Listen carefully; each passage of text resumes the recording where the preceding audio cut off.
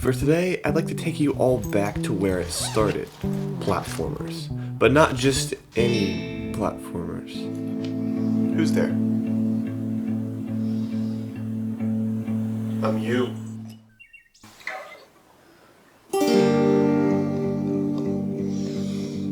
But stronger.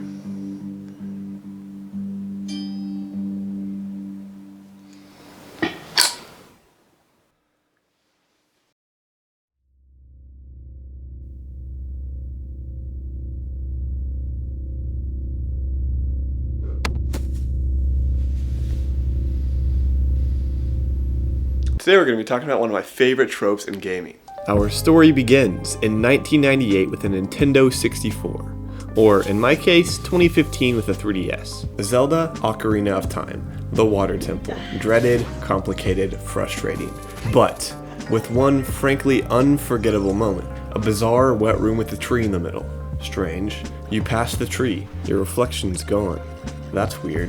Whatever you do, don't turn around. Oh my god, it's you. Conquer yourself. All of your swordplay options with the reaction time of a computer. After a frantic burst of sword swings, item uses, and shouts of surprise and excitement to your brothers over the fact that he can literally react to your attacks so fast, he stands on your sword when you thrust it, Dark Link is defeated.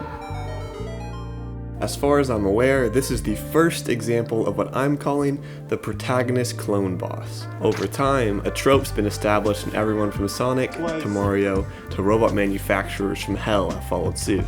It's really captured my heart. Every time you run into one, it's a little bit of an "oh!" kind of moment. But why? For me, it's not just nostalgia. Most enemies in video games are a sort of puzzle to figure out. Maybe in one case a particular weapon is going to shine, or it'll have a weak spot to discover and capitalize on, or a movement option has to be mastered to get around its attacks. There's a game called Ultra Kill that represents this puzzle idea really well. Throughout Ultra Kill, powerful enemies are thrown at you first as bosses in an isolated environment so you can die, and then... Okay, that's how you beat them. Now, with your newfound mastery of that so-called boss, you get to fight him while also managing a room full of other enemies plus this even bigger guy. This classy, layered design style makes way for something really interesting. Unique, non-repeated boss fights feel really special.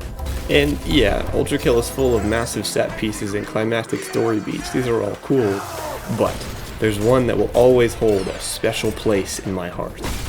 V2 is the ultimate definition of you, but stronger.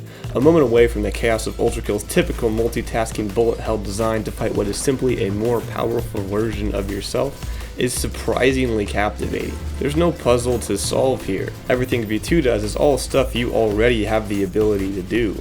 You just die until you're capable of being faster, more accurate, using your arsenal more intentionally. Your moveset used against you in an optimized way can teach you a lot of lessons in a short period of time. This is the true, pure power of the trope. Not just overcoming a more powerful copy of you, but literally overcoming yourself. Evolving your ability to match the game's current standard of what's even possible. This ultimate skill check that when finally cleared is unbelievably satisfactory. V2 is a really cool prime example of the clone boss trope, but the real charm it holds lies in its flexibility. The context of each game with a clone boss defines the challenge they create. You're good, but I'm better. In Bayonetta, Jeanne makes you think harder than any previous boss made you think before. She reminds me a lot of mirror matching in a fighting game with a better player than you. You learn so much about how to move and optimize the use of your full move set. You have to slow down and play reactive, which entirely objects to the way the rest of the game handles. In Deathloop, another player literally joins your game as Juliana to control her and hunt you, creating a predator and prey dynamic. This idea of a PvP element in a stealthy, strategy-focused PvE game is a really intense and satisfying problem to solve, especially while you're juggling other objectives. Usually Juliana players are more familiar with the level designs, weapons, and mechanics than you and teach you a lot each run.